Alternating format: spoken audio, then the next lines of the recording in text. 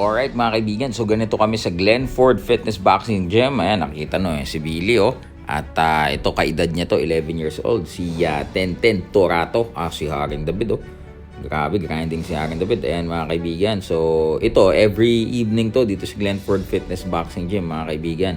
At ito, syempre, start them young, ika nga mga idol. Ito si Haring David syempre, grinding. Bakit kaya siya talagang todo ensayo ngayon mga kaibigan? Ito, hindi treadmill. Paano na yan? 3 araw na yan dyan.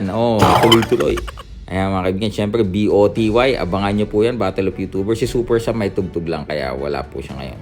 Ito si Sir Billy, everyday grinding mga kaibigan. Syempre, everyday, even a little progress will still be a progress mga kaibigan. So itong po, si Haring David, pinapunchment po ni tropang Patrick Torato. Yan, dati din nating amateur boxer yan. Ngayon ay isa na ding